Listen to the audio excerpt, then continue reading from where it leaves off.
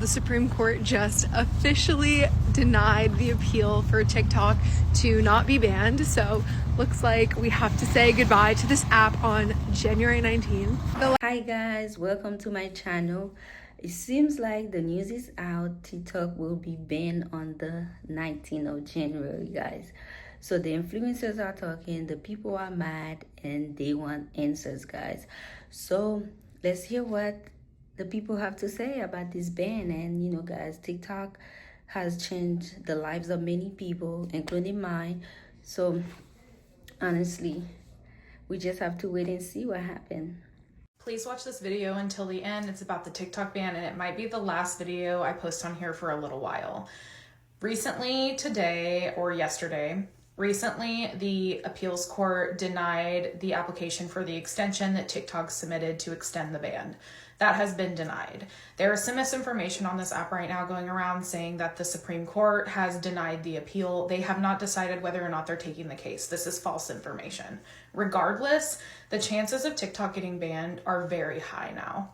Realistically, I was wrong in the video that I posted, so I just want to put that out there. I was wrong. I now do think that it is likely that TikTok will get banned.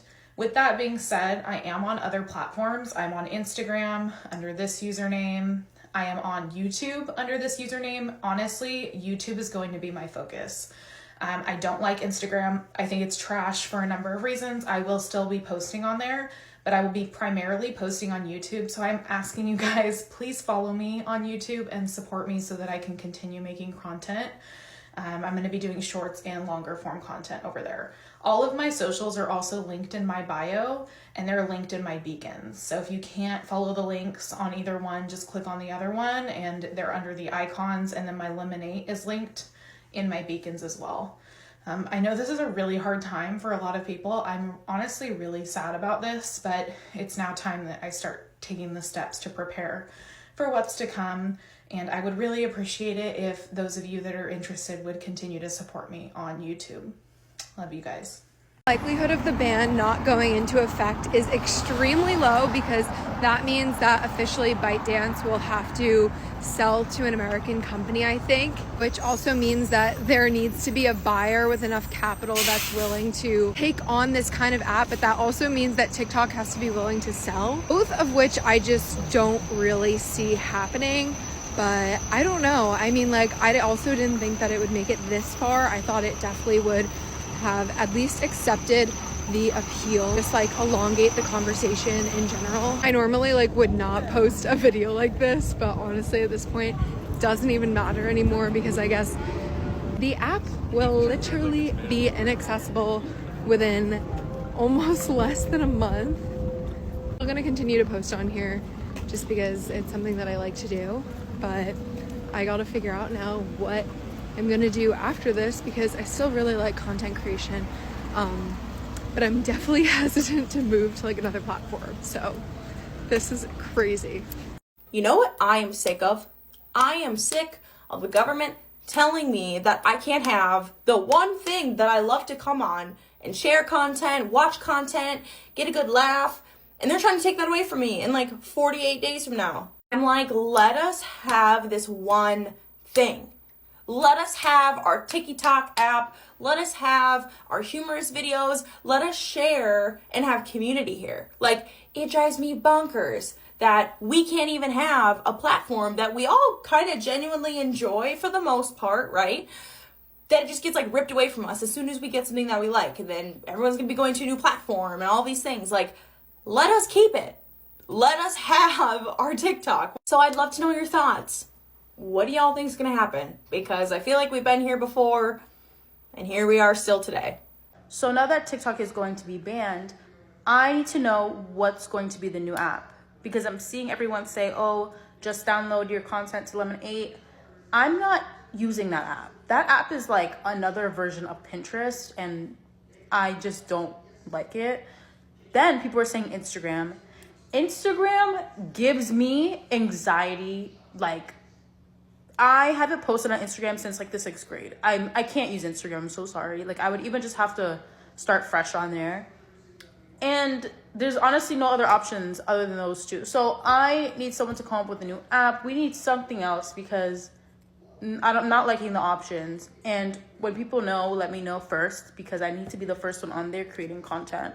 There are going to be a lot of people who laugh about the TikTok ban. It's an incredibly bad time to take income away from a lot of people. Oh, it's more than a lot, and it's more than just influencers and small businesses. I crunched the numbers today. TikTok is actually so large and involved in the economy that when they ban it, every single person in the United States is going to feel its effects. And I know I frequently accidentally end up in the news for a lot of stupid things, but for the love of God, if we could get anything seen by the Supreme Court, let it be what I'm going to say today here. There's about 170 million reoccurring monthly users in the United States here on TikTok alone. And simply referring to just the statistics from the small business portion of that, TikTok contributed $24.2 billion to the United States economy in 2023. 15 billion of that was from advertising and marketing on here alone. And again, simply this portion of it reports 224,000 jobs on here that will be lost, which contributed, again, $5.3 billion in taxes to the U.S. government. This study found 40, but I found some that said up to 50% of these businesses said they wouldn't exist at all without this platform, and the moment it goes away, their business will probably tank. Not to mention the fact that all of these numbers were on par for their growth and expected to double and triple in the coming years. Now that number itself is concerning alone, but that's simply people who report as a small business. Referring back to that 170 million users here in the US every month, of that large number, based off of the things I've seen in my comment section alone, even from smaller accounts, I'm willing to bet that there are a few million of us that also make money here that aren't reported as small businesses, such as myself. My story is similar to a lot of y'all. You were here when I originally went viral because I quit my horrible job and I was panicked because I didn't know what to do for rent. And then I went viral and realized I could actually rely on this app to make a good $2 to $4K to cover my rent every month. And then beyond that, I was able to use this platform to get my dream job working and reporting actual news sometimes. I got the opportunity to travel the country and do what I love, all because of right here. And now that's all being stripped away from me again. And I'm really worried like the rest of you all are. Like, I'm also worried and don't know what to do. Cough, cough. Sorry, I ran out of red pens.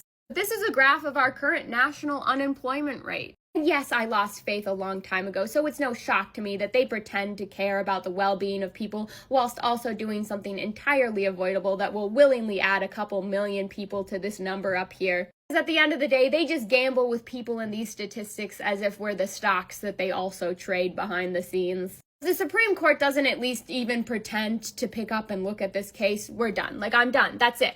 I'm going into my villain arc. This is going to be my villain era. So I just got off a Zoom with TikTok's lawyer, the one who is handling the arguments in front of the Federal Circuit Court on the TikTok ban. I have like 4 thoughts that I wanted to discuss after this meeting, and I am also a lawyer. I'm a 17-year trial lawyer. I am not an appellate practitioner, and I have certainly never argued in front of the Supreme Court of the United States. I have argued in front of the 7th Circuit, which is basically at the same appellate level as the Federal Circuit, which is the court that just issued the opinion upholding the ban on TikTok. There are 4 main hurdles, a couple of which are legal and a couple of which are not really legal, that I see in front of TikTok and its pursuit of overturning the ban. Number 1 is the stay pending appeal. What does that mean? So the Federal Circuit just issued an opinion that upholds the TikTok ban. Obviously, TikTok is going to appeal that decision. But what happens in the meantime? Because this law is technically supposed to go in effect on January 19th. That's like right around the corner. That's obviously not enough time for SCOTUS to review arguments, to hear oral arguments, and then to issue a decision overturning the Federal Circuit's upholding of the ban if that's what SCOTUS wants to do, right? In order to keep the status quo, i.e. keep TikTok from not being banned in the interim, TikTok needs to obtain a stay pending appeal. But in order to do that, they need to pass this test. They essentially need to show that people will be irreparably harmed unless there is an order that stays everything, that keeps everything in this status quo pending appeal. That's going to be really hard. If you actually read the opinion issued by the Federal Circuit, they've already said that they don't think that the harm that would result from this ban is as egregious as the harm that would result from not allowing the ban to go forward. And it's already said that they have denied the request for a temporary injunction, which is very similar to a stay pending appeal. But even if they were able to secure a stay pending appeal, an appeal is not guaranteed here. I think a lot of people think that, oh, sure, no, the Supreme Court has to hear a case. That's true in state court, but we're not in state court, we're in federal court, which means that the Supreme Court is literally the Supreme Court of the entire land. That's the Supreme Court of the United States, and the Supreme Court of the United States is not required to accept appeal. They can deny appeals and say, we don't even want to hear it. So there's no guarantee that TikTok even gets an appeal and even gets to argue in front of the Supreme Court. It's very possible that this current decision by the Federal Circuit is the final say on this TikTok ban. TikTok lawyer is very optimistic that SCOTUS will grant cert and accept an appeal and at least listen to some of their arguments. But I'm going to tell you right now, SCOTUS grants cert on less than 1%, less than 1% of appeals. So statistically speaking, it is highly, highly unlikely that SCOTUS will grant cert, even if the Supreme Court of the United States accepts cert and decides to listen to this appeal. We have an issue that is very apparent if you read the Federal Circuit opinion. These people don't know what TikTok is. They very flagrantly dismiss the irreparable harm that this will cause, not just TikTok, the company, obviously, but the 170 million people who use TikTok on a daily basis. They're basically like, what's the big deal? What's the big deal? We have a national security issue. And that's really all they care about. And of course, the national security issue has not really been proven with any evidence that has been made available to any of us. So we look at this phantom monster out there that nobody really understands. But what that reveals to me is the abject lack of understanding that these judges have about what TikTok actually is and what it means to the users and creators of TikTok. I don't think that's going to go away with the Supreme Court. Part of the reason the court is pretty much dismissing the irreparable harm that this will cause us, the creators of TikTok, is because the act provides sort of a safety latch. It's the divestiture option. Every time TikTok tried to argue, hey, like this is a really bad law for the First Amendment. This is going to set some really, really bad precedents for not just us, but for a lot of different people. It's also unconstitutional on its face because it's obviously targeting TikTok in this really punitive way. Every time TikTok tries to make that argument, this Federal Circuit is like, oh, yeah, but you got the divestiture option. You got the divestiture. Just do the divestiture. It's really frustrating because they think that like, oh, the divestiture is just going to fix everything. And it's like so easy to do. And you can totally do it in the time frame. And you know what? Even the president's allowed to give you an extension on that. So why don't you just save us all the trouble and do the divestiture? But of course, the divestiture doesn't make any sense because the Chinese government has already said that they are not going to sell or allow for the divestment or divestiture of the algorithm, which is essentially what makes TikTok TikTok. So we go back again to the circle of like, they don't understand what TikTok is. They don't understand what the value of TikTok is. They don't understand how much TikTok has essentially changed the world. They certainly don't understand how TikTok has changed so many of our lives, including my own life. This divestiture thing is pretty much a red herring. I mean, I don't know if that's the best analogy, but it's like this nice, handy little excuse. It gives not just the Federal Circuit, but potentially SCOTUS this nice little option of, oh, we don't need to do the hard work to protect people's First Amendment rights. We've got this nice little divestiture option here. Thank you so much. So those are my 4 thoughts on the TikTok ban. What does that mean? What's going to happen on January 19th if there isn't a stay pending appeal, or worse yet, if the Federal Circuit is just upheld? In every sense of the word, it spells catastrophe for TikTok. Unless they negotiate some sort of divestiture that the government is willing to accept, or some other type of protocol that the government is willing to accept. There are all sorts of political issues that may cloud sort of our ability to read what's going to happen in the future. We've heard rumblings that there are members of Trump's cabinet who are very pro TikTok. Not sure what they're going to be able to do since the deadline is January 19th, though. My expectation is that TikTok is moving on parallel paths here. They are obviously going to be pursuing every single legal remedy before SCOTUS, or otherwise they may even have other lawsuits in the pipeline to help fray some of the risk that we're seeing.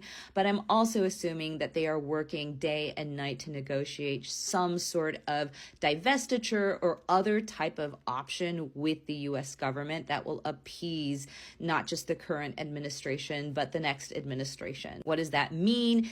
It likely means that even if TikTok is saved as of January 19th, 2025, it may look fundamentally different than the app that we are currently experiencing. I think nostalgically, that makes me a little bit sad. I joined TikTok as a consumer because I recognized its potential as a mobilization of activism, of the things that can happen when we come together on an app that helps to amplify voices that have previously been suppressed.